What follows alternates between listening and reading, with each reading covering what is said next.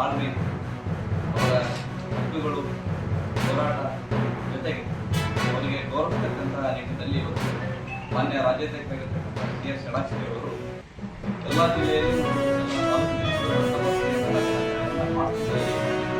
ಸೂಚನೆಯನ್ನು ನೀಡಿರುವ ಹಿನ್ನೆಲೆಯಲ್ಲಿ ಮತ್ತು ಕರ್ನಾಟಕ ರಾಜ್ಯ ಸರ್ಕಾರ ಜಿಲ್ಲಾಡಳಿತ ದಾವಣಗೆರೆ ವತಿಯಿಂದ ಇದೇ ದಿನಾಂಕ 14ನೇ ತಾರೀಕು ಸೋಮವಾರದಂದು ಅಂತಾರಾಷ್ಟ್ರೀಯ ಮಹಿಳಾ ದಿನಾಚರಣೆಯನ್ನು ನಾವು ಹಮ್ಮಿಕೊಂಡಿದ್ದೇವೆ. ಈ ಒಂದು ಮಹಿಳಾ ದಿನಾಚರಣೆಯ ಅಂಗವಾಗಿ ನಮ್ಮ ಜಿಲ್ಲೆಯ ಮಹಿಳೆ ಕ್ರೀಡಾ ಸ್ಪರ್ಧೆಗಳನ್ನು ಕೂಡ ನಾವು ಅಂದಿನ ದಿನ ಬೆಳಗ್ಗೆ 10 ಗಂಟೆಯಿಂದ 1 ಗಂಟೆಯವರೆಗೆ ಇಂಡೋರ್ ಕ್ರೀಡೆಗಳು ಅಂತಂದರೆ ಅವತ್ತು ಲೆಮನ್ ಗೋಲ್ ಜೊತೆಗೆ musical chair, ball in the bucket ಮತ್ತು ಹಗ್ಗ ಜಗ ಈ 4 ಸ್ಪರ್ಧೆಗಳನ್ನು ಮಾಡಿ ಅವರಿಗೆ ಒಂದು ಬಹುಮಾನವನ್ನು ನೀಡ್ತಕ್ಕಂಥ ಕೆಲಸವನ್ನು ನಾವು ಮಾಡ್ತಾ ಇದ್ದೇವೆ.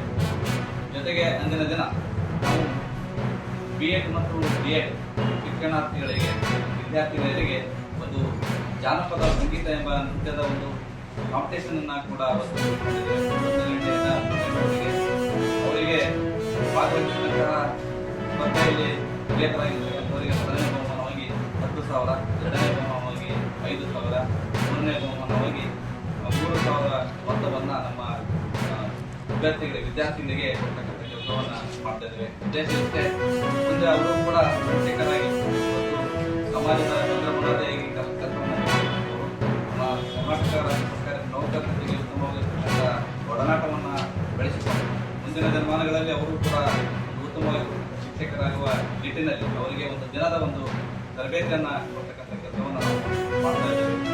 ಜೊತೆಗೆ 3 ಗಂಟೆಗೆ ಈ ಒಂದು ಕಾರ್ಯಕ್ರಮದ ಪ್ರಾರಂಭ ಕೂಡ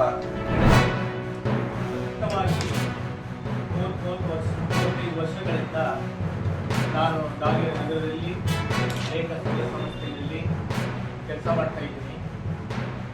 ಅಲ್ಲಿ ಈಗ ನಾನು BJP ಹಿಂದಿನ BJP ಸರ್ಕಾರದಲ್ಲಿ ಲೈನ್ ಮೆಂಬರ್ ಆಗಿದ್ದೀನಿ.